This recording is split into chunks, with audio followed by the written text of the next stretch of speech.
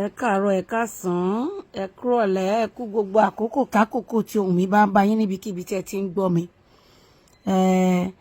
Mo kí yín o, gbogbo ẹ̀yin ọ̀jọ̀gbọ́n, gbogbo ẹ̀yin ọlọ́gbọ́n ayé,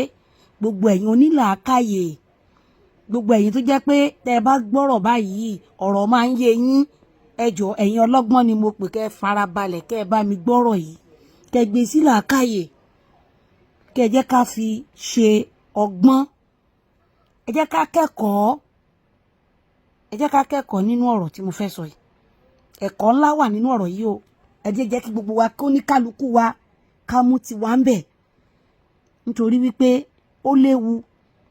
léwu tá a bá máa farabalẹ̀. Ìyẹn bá farabalẹ̀ yẹn á fara kó nǹkan tó yẹ kó fara kó níbi ọ̀rọ̀ ọlọ́rọ̀ sì dá sí. Ẹ máa bá mi ká lọ. Ọ̀rọ̀ lórí ọ̀rọ̀ Prophet Olúwalọ́ kò kàn wù mí kí n kàn dá sí ni nítorí pé kí ni èèyàn gbọ́dọ̀ farabalẹ̀. Tá bá rí táwọn èèyàn gbé ọ̀rọ̀ wá sórí afẹ́fẹ́, mo bẹ̀ wá, mo rọ̀ wá, ẹ jẹ́ ká máa farabalẹ̀. Àìfarabalẹ̀ ọ̀pọ̀lọpọ̀ ọ̀rọ̀ tá à ń sọ lórí afẹ́fẹ́ yìí, ẹlòmíì ti gba ègún ìrandíran sílẹ̀ dé àwọn ọmọ tí ò tí ì bí, àwọn ọmọ ọlọ́mọ tí wọn ò mọwọ́ tí wọn ò mẹsẹ̀. Bíbélì fìdí ẹ̀ múlẹ̀, ó ní ẹ wádìí ohun gbogbo dájú kí adìẹ èyí tó ń ṣe òtítọ́ mú. Ẹ gbọ́ ọ̀rọ̀ apá kan, ẹ gbọ́ ọ̀rọ̀ láti ẹni tó ní ẹnu ọ̀rọ̀ gangan, ẹni tá a pè ní ìránṣẹ́ Ọlọ́run. Ṣé gbogbo ìránṣẹ́ Ọlọ́run náà wá ní fèkì ni? Èmi ò ń ṣọmọ ìjọ pásítọ̀ Prophet Olúwalọ́ o, èmi ò ń ṣọmọ ìjọ wọn, ṣùgbọ́n àárídìí ọ̀rọ̀ yìí kì í jẹ́ ń ṣe gbogbo èèyàn ló fẹ́ràn láti máa wá fẹ̀dí ẹbí ẹ̀ sórí afẹ́fẹ́. Kí n wá sọ pé torí pé mo jẹ́ sọ̀rọ̀sọ̀rọ̀, àbí mo jẹ́ ìlú mọ̀ọ́ká níbì kan, àbí mo jẹ́ celebrity tí gbogbo ayé mọ̀, tó bá wù mí mo lè try láti hide gbogbo nǹkan tó jọ mọ́ ẹbí mi, kí n fi privacy mi, personality mi kò yẹ kó papọ̀ mọ́ iṣẹ́ ìránṣẹ́. Iṣẹ́ ìránṣẹ́ lọ́lọ́run, èmi lọ́lọ́run pè. Nígbà tó lọ́run pé Prophet Olúwalọ́ ṣó pé ìyàwó ẹ̀ pẹ̀lú ẹ̀ ni, ṣọ́jọ́ pé wọ́n pọ̀ ni. Everybody ló ní bó ṣe máa ń fẹ́ kí life ẹ̀ kó lọ. Kì í ṣe gbogbo èèyàn ló like ariwo, kì í ṣe gbogbo èèyàn ló like pé ká máa gbé gbogbo nǹkan ìní ẹ̀ síta. Wọn rí ìyàwó ẹ̀, wọn rọ́mọ ẹ̀, wọ́n fẹ́ rọ́mọ, wọ́n fẹ́ rí ìyàwó as what? Ẹ̀yin tẹ́ ń béèrè ìyàwó àtọmọ lọ́wọ́ ìránṣẹ́ Ọlọ́run Prophet Olúwalọ́ as what? Ìyá ìyàwó ẹ̀ àtàwọn ẹbí tí wọ́n jáde tẹ́lẹ̀ pè wá sórí ayélujára láti bí ọdún 3 àbí 4 wọ́n láwọn ò rí ọmọ àwọn bá sọ̀rọ̀, àwọn ò dẹ̀ gbúròó ẹ̀. Definitely àwọn gan òun kì í ṣàbíyamọ. Tó bá rí bẹ́ẹ̀, mi ò mọ̀ bóyá bẹ́ẹ̀ ni o. Tó bá jẹ́ pé bó ṣe rí nìyẹn, a jẹ́ pé ìyá yẹn gan fúnra wọn àti gbogbo àwọn ẹbí yẹn wọn ò fẹ́ràn ọmọ yẹn gan. Because ẹni tẹ́ ẹ bá fẹ́ràn, ojoojúmọ́ lẹ máa fẹ́ máa gbóhùn ẹ̀. Bẹ́ẹ̀ ni, ẹ gbúròó ọmọ yín láti bí ọdún 4. Ẹ dẹ̀ rí bá sọ̀rọ̀, ẹ rí gbọ́, ẹ rí fìrí ẹ̀ níbì kankan. Ẹ kò fìrí ẹ̀, kò dẹ̀ sẹ́nì kankan tó sọ fún yín pé òun bá yín rí níbì kan. That's wrong. That's wrong. Definitely ẹ̀yin gan ẹ̀ value ọmọ yẹn gan náà nìyẹn náà, ọmọ yẹn gan ò value ẹ̀yin gan nìyẹn náà. So bó tiẹ̀ jẹ́ pé ẹ̀ẹ̀kan lọ́dún, kó tiẹ̀ jẹ́ pé a ti ẹ̀ gbóhùn ẹ̀ lẹ́ẹ̀kan lọ́dún, ó ti tọ́dún 2 tí mo gbóhùn ẹ̀ kẹ́yìn, tó bí oṣù mélòó, kò sí yẹn ní ọ̀rọ̀ yín rárá ju pé ẹ̀ gbúrò ẹ̀ láti bí ọdún 3 sí 4. Ó wrong. Nígbà tó wá rí bẹ́ẹ̀, ẹ tún rò lẹ́jọ́ pé ẹ lọ́dọ̀ Prophet Olúwalọ́ wọ́n lé yín padà lẹ́nu ọ̀nà, wọn ò jẹ́ kẹ́ ẹ wọlé, wọ́n ń dá yín padà. Okay, nígbà tó wá ti rí bó ṣe rí, ẹ jọ̀ọ́ ṣé orí ayélujára ló dẹ̀ kàn? Àwọn tó wà lórí ayélujára, ọ̀pọ̀lọpọ̀ wọn, ní ìsọ pé gbogbo wọn, ọ̀pọ̀lọpọ̀ gan ò mọ létò. Wọn ò lè tó ilé ara wọn, ilé ara tí wọn ò lè tó. Ọ̀rọ̀ ò lè ṣẹlẹ̀ nínú mọ̀lẹ́bí wọn gan kan pé wọn kan wá dá sí, torí pé ọ̀pọ̀lọpọ̀ wọn dá làákàyè ara wọn ní. Nǹkan tó bá ti gbọ́ lẹ́nu ẹnìkan làwọn máa ṣiṣẹ́ lé lórí. àwọn ò ní ṣe more investigation káwọn náà mọ̀ pé okay jẹ́ kí n continue investigation yìí kémi náà ṣe kí n ṣe thorough investigation kí n mọ nǹkan tó ṣẹlẹ̀ gangan kí n mọ nǹkan tó wà ní kọ̀kọ̀ wọn ò ní wádìí they will just jump into the wall into the matter they jump into the matter and they started talking kì í wá ṣe pé wọ́n máa talking nìkan ó ti fi yá wọ́n máa sọ oríṣiríṣi allegation oríṣiríṣi ọ̀rọ̀ tẹ́ máa sọ síyàn ẹ sọ̀rọ̀ allegation oríṣiríṣi lẹ́fí kọ́ ẹni yìí ẹ sọ̀rọ̀ bí èpè bí èébú bí èpè bí èébú ẹ̀dẹ̀ ẹ̀ expect ẹni yẹn kó jáde síta kó wá dá yín lóhùn tí bàbá yẹn gan bá dá yín lóhùn gan a jẹ́ pé ọlọ́run ò pè wọ́n ọmọ ọlọ́run tó gbénu wọn ó ṣe ignore everybody yẹn ló dáa ìgbà tí ò wá dá yín lóhùn ọlọ́pàá wò lẹ fẹ́ fi mú kò hold anybody ní explanation kò hold anybody ní explanation yes torí pé ẹ̀yin kọ́ lẹ bá fẹ́yàwó ẹ̀ ìgbà tó fẹ́ fẹ́yàwó kò sí ẹ̀ sí bẹ́ẹ̀ ìgbà tó fẹ́ bí ọmọ ẹ̀ tó fún ìyàwó ẹ̀ lóyún ẹ̀ sí bẹ́ẹ̀ ẹnìkan tẹ̀ tún wá rojọ́ ẹ̀gbọ́n ìyàwó kan tún wá rojọ́ gbogbo story yẹn bó ṣe lọ ni mò ń tẹ̀lé ṣùgbọ́n mi ò kàn wá interested ni because ìyẹn kàn máa fi dá ẹ̀ṣẹ̀ mọ́ ẹ̀ṣẹ̀ ni nítorí pé ẹni yóò sọ̀rọ̀ ẹ̀ẹ́dẹ̀ rí díẹ̀ rí di ọ̀rọ̀ ẹnìkan sọ pé wọ́n sọ pé tẹ́lẹ̀ bá máa sọ lọ allegedly ni o tẹ́lẹ̀ bá máa sọ lọ allegedly ni o kí ló ń gbà tó jẹ́ allegedly kí ló tẹ wá ń tẹnu mọ́ kí ló tẹ emphasize lórí ẹ̀ ńgbà tẹ́ ẹ̀ rí díẹ̀ tó jẹ́ pé allegedly náà ni tẹ́ ẹ̀dẹ̀ sọ lọ́jọ́ kan méjì kẹ́ mẹ́nu kúrò mẹ́ ẹ̀dẹ̀ wá ń sọ bíi pé nǹkan yẹn real ní nǹkan tó jẹ́ pé wọ́n stage manage ẹ̀ ni wọ́n stage ẹ̀ ni ẹ̀yin èèyàn ẹ jẹ́ ká máa ṣe sùúrù lórí ayélujára yìí o ṣé ẹ rí orí ayélujára tẹ́ ẹ wà yìí ayé mi ilẹ̀ wà yìí ṣé ẹ mọ̀ pé ayé kan tí gbogbo wa jọ ríra wa tá a dára wa mọ̀ tá a mọ ilé ara wa tá a mọ ẹbí ara wa tá a lè wá ara wa là ń gbénú ẹ̀ tẹ́kọ̀ tá a bá fẹ́ mọ information yìí tá a bá fẹ́ wádìí ẹ̀ àmọ́ bá ṣe máa locate àwọn èèyàn wa tó máa bá wa get information ẹ̀ nìyẹn ṣé wá rí ayé torí ayélujára yìí ayé mi ni o èmi ò rò pé ọ̀run kankan wà gan o ó dàbí pórí ayélujára yìí ní heaven tí wọ́n ń pariwo bóyá ọ̀run tó ń sọ o heaven yẹn ò bóyá orí ayélujára yìí ni nítorí pé the way ta fi operate lórí ayélujára yìí ṣe ló dàbí pé ẹ wà nínú ayé mi bí ìgbà tẹ́ ẹ wà nínú ayé mi ni ẹ ti gbaṣẹ́ lọ́wọ́ ọlọ́pàá ẹ gbaṣẹ́ lọ́wọ́ EFCC ẹ gbaṣẹ́ lọ́wọ́ jọ́ọ̀jì ẹ gbaṣẹ́ lọ́wọ́ lọ́ọ̀yà orí ayélujára yìí ni gbogbo ẹ wà ibi ni ọlọ́pàá wà ibi ni ilé ẹjọ́ wà ibi ni police station wà tó bá ti gbẹ́jọ́ lórí ayélujára police station kan ni lẹ́yìn tí police station oríṣiríṣi ọlọ́pàá ló wà ń bí bá a ṣe ní sergeant la ní corporal la ní DPO kò sí tá à ní bí a ní inspector general a ní gbogbo ẹ̀ la ní kí ló dé ẹ jẹ́ ká ṣe sùúrù tó bá gbé ọ̀rọ̀ wá kì í ṣe gbogbo ọ̀rọ̀ la máa sáré máa jump into conclusion àti conclude tiwa ló lẹ́sẹ̀kẹsẹ̀ ni kò sí pé lọ kábọ̀ àti conclude nìyẹn conclusion la máa lọ straight need any investigation nígbà tá a bá ti kọ́kọ́ jump into conclusion tá a ti kọ́kọ́ dẹ́ni yẹn lẹ́bi gbà yẹn láṣẹ máa ní pé ó yá o corporal sergeant ó yẹ wá lọ máa ṣe investigation ọ̀rọ̀ yìí wá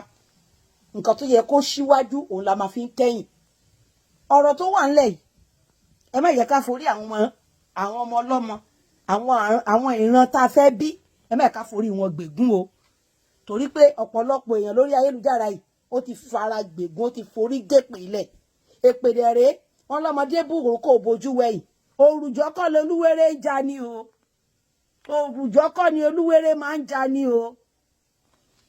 ẹ bá torí pé bóyá ọlọ́run bá fún yín ní followers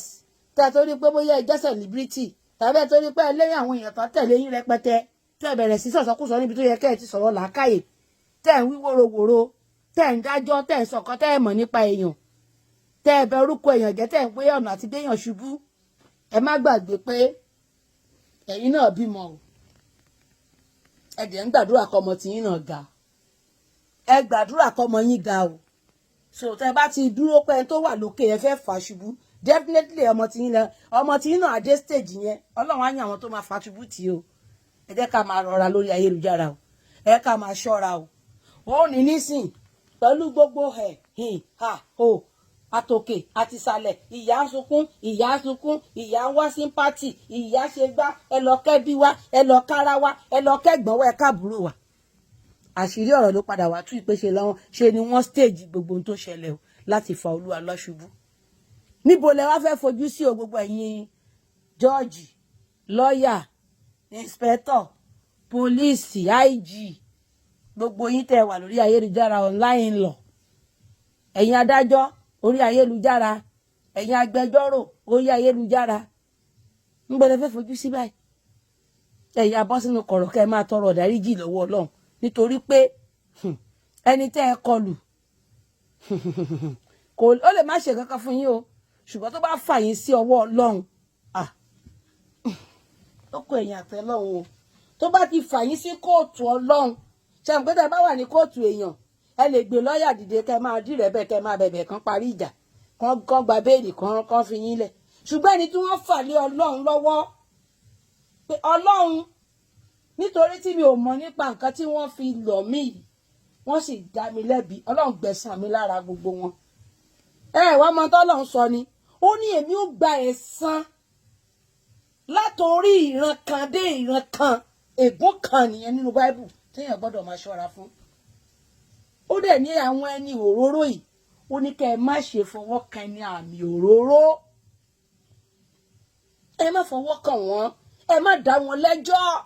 ẹjọ́ wọn ò sí lọ́wọ́ yín, ẹ̀yin kọ́ lẹ rán wọn iṣẹ́. Nígbà tẹ́yin bá ń dá wọn lẹ́jọ́, ẹ̀yin bẹ̀rẹ̀ mọ́lẹ̀ ń wo fùrọ̀ wọn, ẹni lẹ́yìn náà ń wo pàkọ́ ti yín lẹ́yìn, ṣé bẹ́ẹ̀ lẹ́yìn náà mọ́ tó ni? Táàárín àwọn àtìyàwó wọn tó bá kù díẹ̀ kí o tó, àwọn àtìyàwó wọn àtẹbí wọn náà jọ níṣòro yẹn. Báwo ni personality wọn ṣe papọ̀ mọ́ iṣẹ́ ìránṣẹ́? Àlàyé ni mo ṣe o, ẹ jẹ́ ká gbọ́ra wáyé o. Then kí náà porúkọ ẹ̀, bàmọ́ ìyàwó àti àwọn ẹbí, tẹ́ ẹ bá mọ̀ pé ẹ ní nǹkan kan tí ò yé yín nípa ọmọ yín, human rights wà nílùú, ẹ gbálé ẹjọ́ lọ. Ẹ invite Prophet Olúalọ, ẹ invite ẹ̀ sọ́dọ̀ ọlọ́pàá. From there lè lọ sí court, wọ́n lọ question wọn, ẹjẹ́jọ́ sọ̀rọ̀, ẹ sọ àsọyé nínú ilé. Èwo lórí ayélujára tẹ wá gbọ́rọ̀ fún blogger tó máa ba gbogbo nǹkan jẹ́ látòkè délẹ̀ tí ò ní látúnṣe. Ẹ máa ba gbogbo ọ̀rọ̀ jẹ́. Ata ilé agbẹnusí, àtẹ̀ntọ́ mọ̀rọ̀ sọ, àtẹ̀ntọ́ mọ̀rọ̀ sọ, àtàtótótó tata, kálukú àṣà máa dájọ́. Wọ́n máa sọ̀sọ́kùsọ lórí ayélujára. Ẹ ká caution ẹnu wa yìí, ká mọ nǹkan tá máa fi ẹnu wa sọ nípa àwọn èèyàn, especially nípa àwọn ìránṣẹ́ Ọlọ́run. Ẹ̀yin lè máa rí wọn pé ìránṣẹ́ Ọlọ́run kọ́ ni wọ́n, orí nǹkan ẹ jẹ́ ẹ̀yin àtọlọ́run ni ẹlẹ́jọ́ ni àbáwọn àtọlọ́run. Ṣé báwọn àtọlọ́run lẹ́lẹ́jọ́, sórúkọ yín ni wọ́n fi ń ṣe mírèkù ni? Lè ṣe mírèkù, fake mírèkù ló ń ṣe. Ẹ fi ilẹ̀. Bíbélì náà fìdí ẹ̀ múlẹ̀. Ó ní nígbà tí òpin ayé bá ń dé, ó ní ọ̀pọ̀lọpọ̀ wòlíì èké ni ó dìde ní orúkọ mi. Ó ti wà nú àsọtẹ́lẹ̀. Ó dẹ̀ sọ pé nígbà tó òpin ayé bá dé, ó ní ọ̀pọ̀lọpọ̀ wòlíì èké ni ó dìde lórúkọ mi. Ó nígbà tí ó bá di ọjọ́ ìkẹyìn tán bá dé ọ̀run fúnra ra òun á sọ pé òun ò mọ̀ wọ́n rí. Kí wá ń ti yín? Olóko òṣòkó abídogun òkè èpẹ̀. Kí ló kàn yín bẹ́ẹ̀? Ọlọ́run fúnra rẹ̀ ti sọ̀dájọ́ tó máa fún wọn. Jésù ní pé ńgbà tán bá déwájú òun, tóun bá lóun ò mọ̀ wọ́n rí, á sọ pé mo lé ẹ̀mí òkùnkùn jáde lórúkọ rẹ̀, mo lajú afọ́jú lórúkọ rẹ̀, mo jí òkú dìde lórúkọ rẹ̀. Ẹ̀yin ẹ fi yẹn lẹ̀, kí ló kàn yín? Ìyẹn di ọ̀hún àárín àwọn àti Ọlọ́run. Ẹ̀yin ni kẹ́ ẹ mójútó àárín ẹ̀yin àtọlọ́run. Bẹ́ẹ̀ ibi tẹ́ ẹ bá fọ́ Ọlọ́run yín sílẹ̀ máa bá. Àárín ẹ̀yin àtọlọ́run ti yín gangan tẹ́yin gan ń gbàdúrà tẹ́ ń pè ṣógún. Ṣé ẹ ṣàkíyèsí ara yín? Ṣé ẹ wádìí nǹkan tó ń ṣe ẹ̀yin gangan pé ǹjẹ́ àárín èmi àtọlọ́run, ǹjẹ́ communication láàrin èmi àtọlọ́run, ǹjẹ́ nǹkan kan ti ẹ̀wà tó mẹ́ẹ̀ẹ́ tó yẹ kí n ṣàtúnṣe? Ọ̀rọ̀ ọlọ́rọ̀ lẹ́lòmíì máa tọ kámẹ́rà ló máa jókòó tì látàárọ̀ dalẹ́. Wọn ò níṣẹ́ o, tó máa lọ́bi kankan, wọ́n máa gbàpò tí wọ́n máa tan ring light. Wọ́n máa jókòó sórí ayélujára, bórí TikTok, wọ́n á jókòó síbẹ̀, bẹ́ẹ̀ dé Facebook ẹ bá wọn bẹ̀, bẹ́ẹ̀ dé Instagram ẹ bá wọn bẹ̀, bẹ́ẹ̀ dé kí ló dé? kí ló dé kí ló dé ibẹ̀ lẹ máa jókòó sí látàárọ̀ dalẹ́ kó dé ṣe pé bí ọ̀rọ̀ kan tó ní lárí náà lẹ máa yanjú ọ̀rọ̀ ẹbí ẹlẹ́bí ọ̀rọ̀ ọmọ ọlọ́mọ ọ̀rọ̀ ọkọ àtìyàwó ọ̀rọ̀ kí ló ṣẹlẹ̀ ẹjọ́ mú kàn ń ro kinní kan lọ́kàn mi ojoojúmọ́ ni máa ń ro kinní yẹn wípé nígbà tẹ́tẹ̀ wá sọ Facebook dílé tó jẹ́ pé àtàárọ̀ o àtọ̀sán o àtalẹ́ o orí íńtánẹ́ẹ̀tì ni ká máa dúpẹ́ lọ́wọ́ ṣẹ́sùn bámbọ́ọ̀gì àbí kí lorúkọ ẹ̀ tó ṣe Facebook ẹ wo orújọ́ tí àwọn TikTok tí wọ́n ní àwọn George lamẹ́ríkà ń bí tí wọ́n ṣèdájọ́ tí wọ́n láwọn ò fẹ́ TikTok mọ́ tí wọ́n gbé TikTok lọ pím láàrin ijọ́ méjì àbíjọ́ mẹ́ta tó fi gbé TikTok lọ táàrí TikTok mọ́ ẹjọ́ ṣáyé parẹ́ ni ṣé ayé parẹ́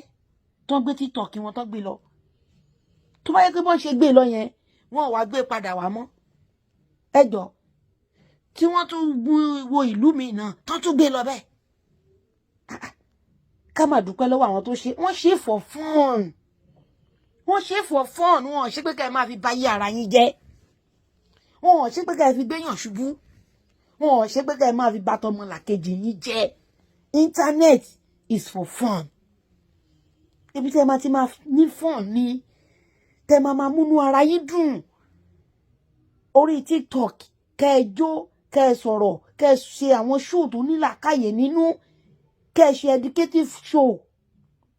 táwọn èèyàn máa wá gbọ́n tán máa kọ́gbọ́n kẹ́ ẹ sọ̀rọ̀ tó jẹ́ pé àwọn èèyàn máa mú ẹ̀kọ́ nínú ẹ̀ kì í ṣe ibi tẹ́ máa tí wọ́n máa ro ẹjọ́ wótò tẹ́ máa béèrè ẹjọ́ òfò lórí kí ni ọkọ àti ìyàwó kí ló dà wọ́n pọ̀ kí ìyàwó wá rojọ́ ẹ wá make sure pé ilé tí wọ́n wá ro ẹjọ́ láàárọ̀ kílẹ̀ tó ṣú ẹgbẹ́tẹnu ẹkọ ẹgbẹ́tẹnu ìyàwó ẹ wá fọ́jú gbogbo ẹ̀pọ̀ gbogbo wà ní lójútùmọ́ ilé yẹn wá di yàlà yàlà ọmọ wa lọ lọ́tọ̀ àìmọye ilé tẹ́ ti dàrú lórí íńtánẹ́ẹ̀tì àìmọye ẹbí tẹ́ ti sọ wọ́n di ọ̀tá ara wọn tẹ́ ti sọ wọ́n di ọ̀tá gidi tó jẹ́ pé wọn ò lè gbúrò ara wọn kán bára wọn ṣe mọ́ láyé ìgbà tí íńtánẹ́ẹ̀tì yóò tí ìgbàlẹ̀ kankan tí ọ̀rọ̀ bá ṣẹlẹ̀ láàrin ọmọ ìyá méjì tàbí láàrin ẹbí àbí láàrin ọkọ àtìyàwó ṣé bọ́n láwọn baálé ilé àwọn bẹ́ẹ̀rẹ̀ àwọn olórí ẹbí tó máa ń kẹjọ lọ bánulé ọ̀rọ̀ tó bá ta kókó ó láwọn ibi tó máa ń kẹjọ lọ aláwọn baálẹ̀ nílùú tó bá jọ́rọ̀ ìlú ni ọ̀dọ̀ àwọn baálẹ̀ náà máa kẹjọ lọ kó tó lọ lé ọba èyí tó bá di pé agbára baálé ò ká tágbára olórí ẹbí ò ká tágbára baálẹ̀ ò ká tágbára ọba ò ká òyìn ló di ilé ẹjọ́ nígbàgbọ́ baálẹ̀ ti yanjú ẹ̀bí tó bá yanjú ẹ̀ sí ni ó ti tọ́nù àmọ́ irọ́ kí ni íńtánẹ́ẹ̀tì dé fún báyìí ẹ ti abuse ẹ̀ mórí Facebook lẹ́lòmíì máa jókòó sí ọjà ló máa lóun ń tà èpè níran èpè láàárọ̀ èpè lọ́sàn-án èpè lálẹ́ ẹ bá tan kámẹ́rà tẹ bá tan fóònù báyìí kẹ́ẹ̀kan wo Facebook kí ló ń ṣẹlẹ̀ ní ayé o ní ayé kejì lọ́hùn o kí ló ń ṣẹlẹ̀ ń bẹ̀ o tẹ bá máa ṣí báyìí gbàgàdà èpè lẹ máa bá mi tán ti ń mi ṣàwòrò idẹ tán mi ṣàwòrò idẹ ibẹ̀ lẹ máa kọ́kọ́ kán lù ẹ ní èpà kí mo kán lù láàárọ̀ kùtùkùtù ọjọ́ ajé yìí kẹ́ẹ̀tún sún sókè báyìí lẹ́tún máa bá wọn míì ẹjọ́ wótò èpè a máa lọ ran abadín lórí ayélujára àwa Yorùbá ìdẹ ló kọ́ mọ̀ fún wa jù àwọn ìlú míì wọ́n sábà ṣe bá ṣe ń ṣe o àwa Yorùbá yìí náà ni àwọn gbogbo nǹkan a máa ń fi àṣejù sí bẹ́ẹ̀ náà lẹ ṣe dìde nígbà kan náà tẹ́ gbógun ti ọmọ Démọ́láì Àgbàlá Gabriel tẹ́ gbógun ti kẹ́kẹ́kẹ́kẹ́kẹ́kẹ́kẹ́ gbogbo ẹ tó bá ti ń ṣe dáadáa níránṣẹ́ Ọlọ́run bá ń ṣe dáadáa ẹ jẹ́ ká máa kí wọn èyí tó bá dẹ̀ tún ṣe tó bá kù díẹ̀ káàtó tẹ́ ẹ bá fẹ́ correct wọn kì í ṣe pé ká wọnú personality wọn lọ ẹ má wọnú personality wọn nǹkan tó bá ń ṣe tẹ́ ẹ rí òdì wọn nǹkan tí wọ́n bá ṣe ni kẹ́ ẹ máa fi bá wọn sọ̀rọ̀ irú àwọn kan ní ìsẹ̀mí náà rí wọn lórí ayélujára tí wọ́n láwọn ń ṣe mírèkù nírú mírèkù wo leléyìí òpin ayé la wàṣà mélòó la fẹ́ sọ ẹ tó ṣe mírèkù tó gbé ẹsẹ̀ tó gbé lé olóyún nínú ṣé Jésù ṣe irú ìyẹn lẹ lè sọ pé olóyún yìí má má para ẹ̀ ẹ̀yin ìránṣẹ́ tẹ̀ ṣerú eléyìí kò sínú báíbù o ẹ̀mí mímọ́ òfin lè ràn yín Jésù ògbélé ìkalẹ̀ o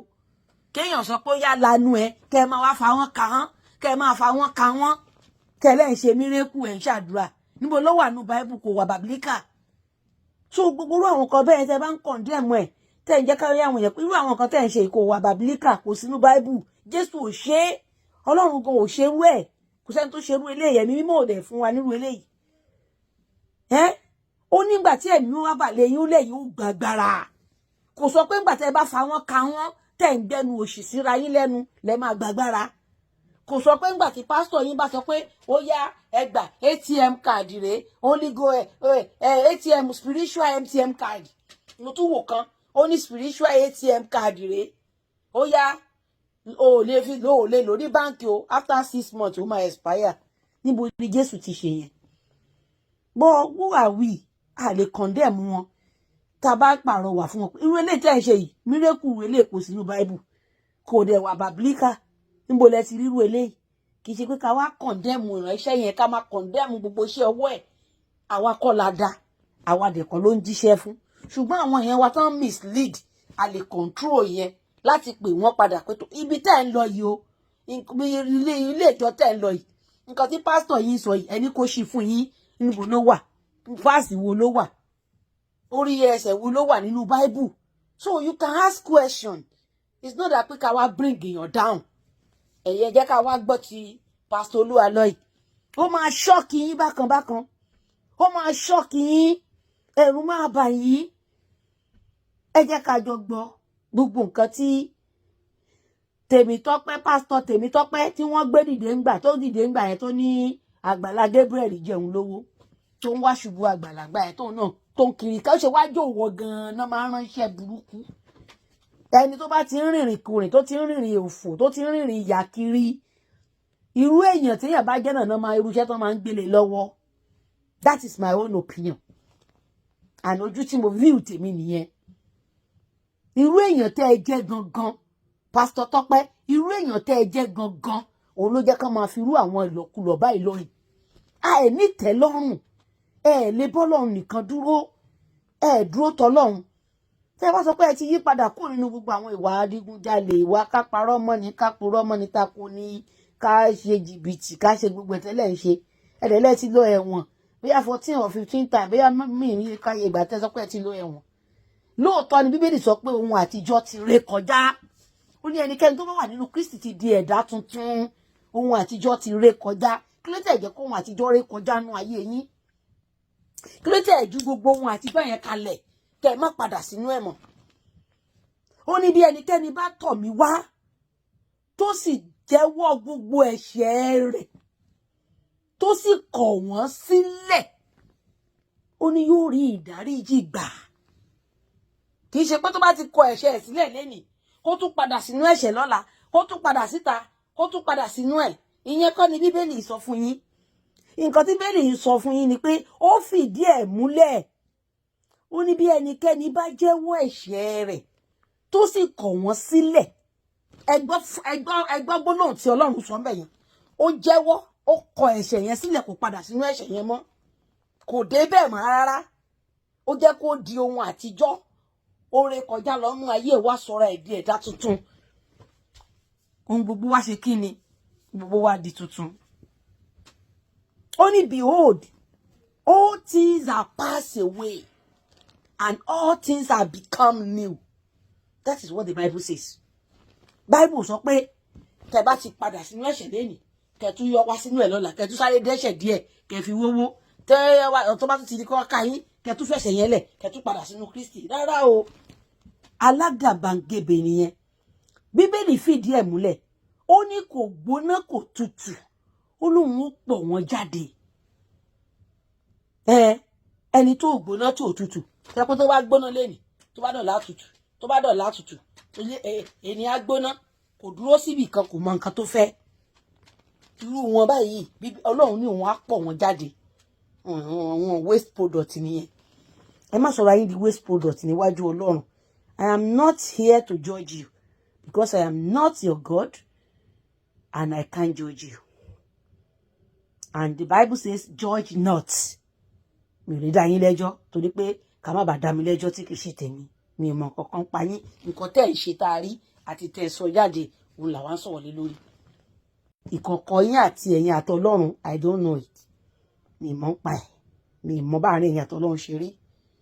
So you can never judge the book by the cover. Never. Má lè máa wò yín lójú báyìí pé gbogbo bálabàlá tẹ́ ẹ ṣe yìí. Kó dẹ̀ jẹ́ pé ẹ̀yin lójú Olódùmarè ẹ̀yin ní kọ̀rọ̀ táwa ò dẹ̀ ní mọ̀. So we can't judge anybody. That is why the Bible fìdí ẹ̀ múlẹ̀ pé judge not. A lè judge anybody. Òun mo fi ń wo gbogbo ọ̀pọ̀lọpọ̀ tó ń forí ẹ̀ kú ègún lórí ọ̀rọ̀ ọlọ́rọ̀, lórí ọ̀rọ̀ ìránṣẹ́ Ọlọ́run. Tẹ́ bá fẹ́ ṣiṣẹ́ ìránṣẹ́ Ọlọ́run, ẹ fi ọgbọ́n Ọlọ́run ṣe. Ẹ bá dẹ̀ fẹ́ correct wọn, ẹ correct wọn ní ọ̀nà tí ó pé kò ní mú ègún àti wàhálà wá bá ìran ti yín àtàwọn ọmọ yín nínú ilé. Nǹkan ẹyọ kan tí máa advice yín nìyẹn. Mi ní kẹ́ má sọ̀rọ̀ lórí ayélujára ìtàlẹ̀ mi lásán wí kẹ́ má sọ̀rọ̀ ìránṣẹ́ Ọlọ́run. Ẹ sọ nǹkan tó wù yín lẹ́nu ìránṣẹ́ Ọlọ́run. Èmi kọ́ ni Ọlọ́run yín tí mo dá yín. Èmi dẹ̀ kọ́ ni máa judge yín. Èmi dẹ̀ kọ́ lẹ fẹ́ wá jíṣẹ́ fún. So nǹkan tẹ́ ẹ bá mọ̀ pé ẹ lè gbé tó bá délẹ̀ òun ni kẹ́ ẹ máa dì. Àwọn ìránṣẹ́ tẹ̀ ń wò yìí Ọlọ́run ló mọ bó ṣe rán wọn. Ọlọ́run rẹ̀ mí lẹ̀ kò tí ì pè mí. Bóyá dẹ̀ tí ẹ máa pè mí lálẹ́ tí máa rán èmi náà iṣẹ́ lọ́la tẹ́mi náà di wòlíì lọ́la. I don't know because mo ṣe wà wòlíì lèmi náà ṣùgbọ́n mi ò tí ì gbọ́ ìpè. So anybody lọ́lọ́run lè pè. Anybody lọ́lọ́run lè pè. So ẹ jọ̀ọ́ torí Ọlọ́run. To cut the story short, ẹ jẹ́ ká gbọ́ nǹkan tí Mr. Tọ́pẹ́ yìí story tí wọ́n sọ fún wa. Story tá a gbọ́ òun làwa náà fẹ́ play. Òun jẹ́ kí n kọ́kọ́ sọ fún wọn pé ìṣòṣe wá jẹ́ pé yìí gan-an ni wọ́n máa ń fiṣẹ́ burúkú rán ní gbogbo ọjọ́ ayé. Tí n tó wá sórí Daniel Awíkoko tó lóun Awíkoko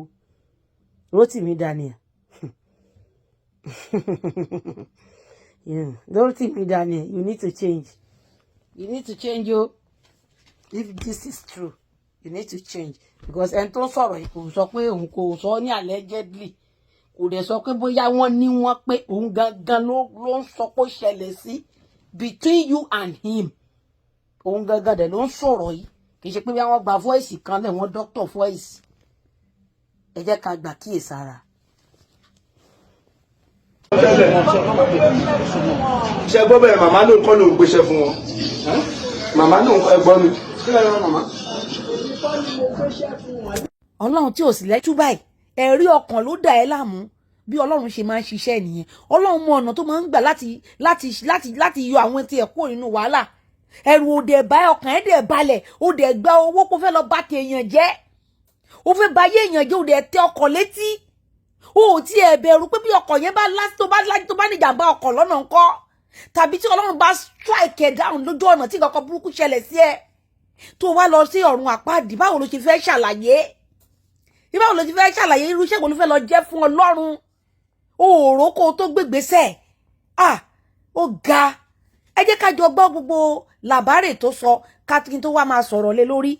Ẹ̀yin náà worú gbèsè ayé tó gbé. Ó ga o. Ẹ já jọ gbọ́. Ẹ sọ sókè. Mo rí lórí social media. Ta lè rí lórí social media? Rotimi Daniel Awíkoko. So ó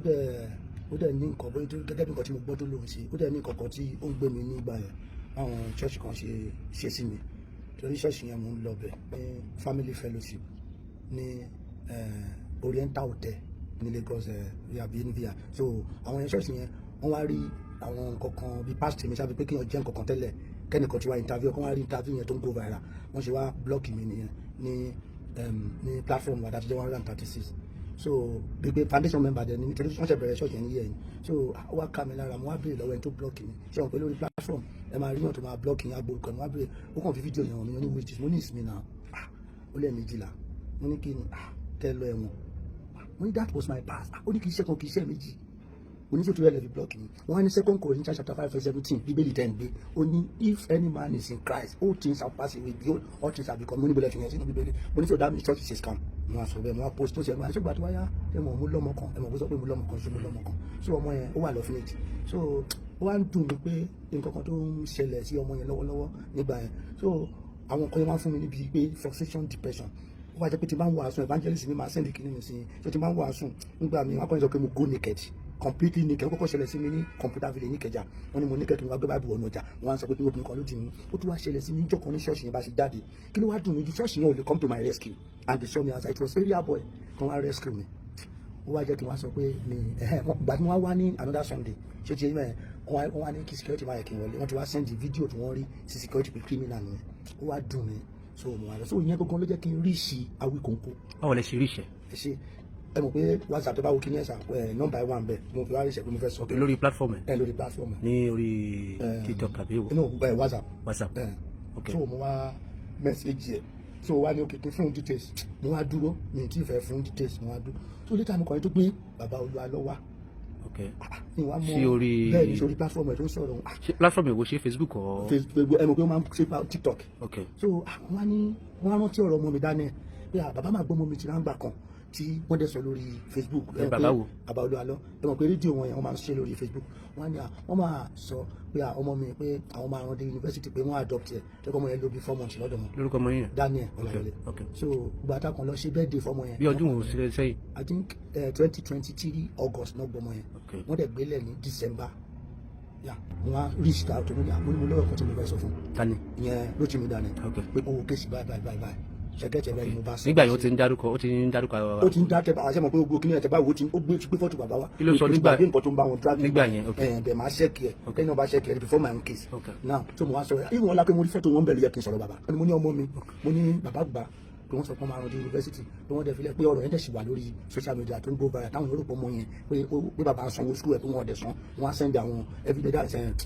rédíò kìíní wọn ṣáà tó ti sọ ìgbà yẹn bọ̀bọ̀ yẹn sì ń bá wọn ṣiṣẹ́ délé adéyanjú àgbàmá so kó tó di pé ó resign so ìgbà tí wọ́n dẹ̀ fi gbọ́mọ yẹn lẹ̀ èmi àti ìyá ọmọ yẹn a lọ ṣe birthday 7 years ọmọ ni tí Awíkonko ń sìn ìgbà tí mo wá sọ ẹ wá ní òkè ó ní kí n má wọrí ó ní mo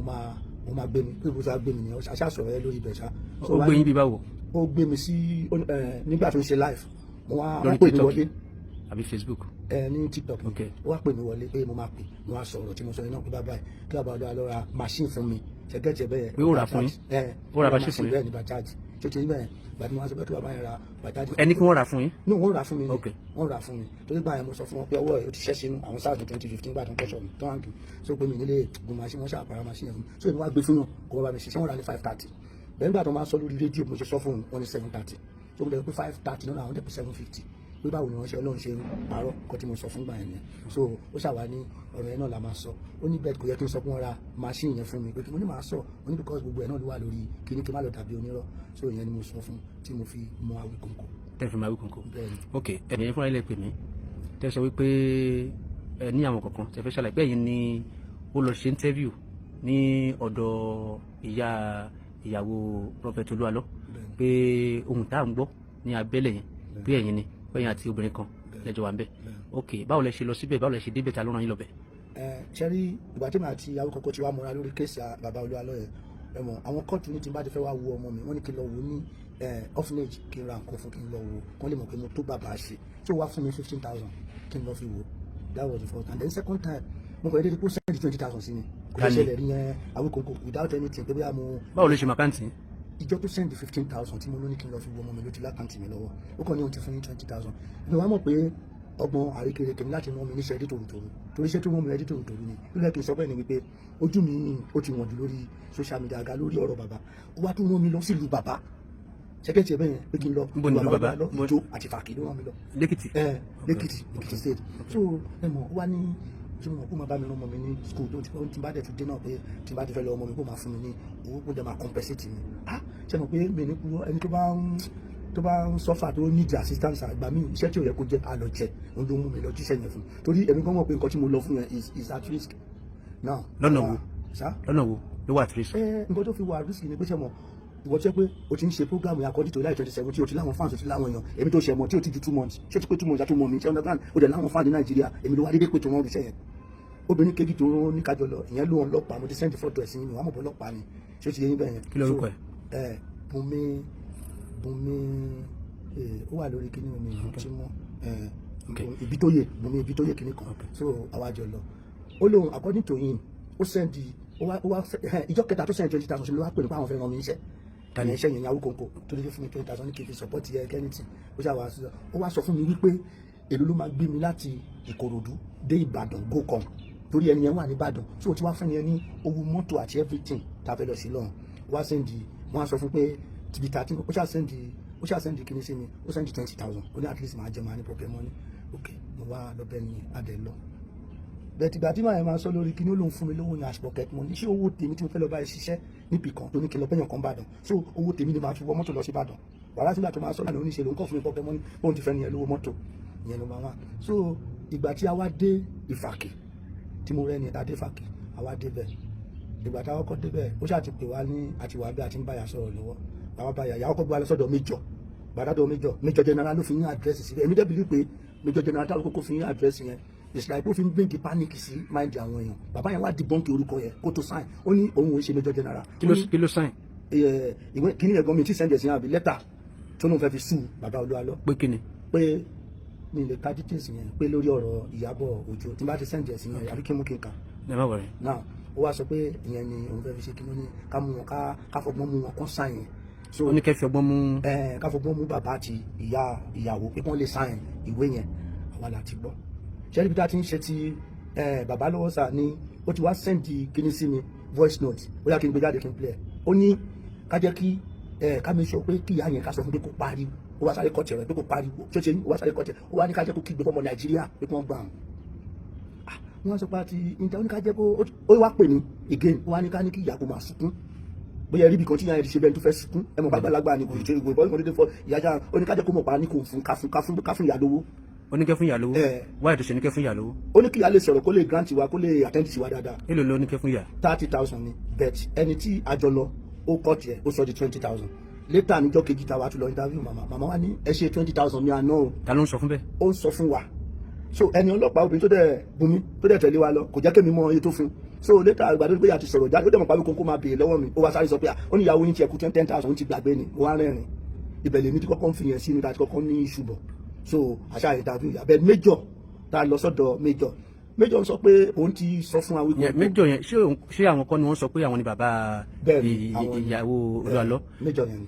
bẹ́ẹ̀ ó dàbí pé inú àwọn ọ̀rọ̀ kan tó ń lọ káàkiri wọ́n sọ pé bóyá fámìlì wọn ni kì í ṣe bàbá kankan. ok gbà sọ́dọ̀ bàbá yẹn kí ni tẹ́ bá sọ. gbàdá tó bàbá ṣáà tiẹ̀ kọ́kọ́ ń wò pé ó kọ́kọ́ bínú sí màmá ìyẹn ìyá arúgbó ìyá etí tó ń sọ ìyá Ìjẹ̀ṣà ó kọ́kọ́ bínú sí pé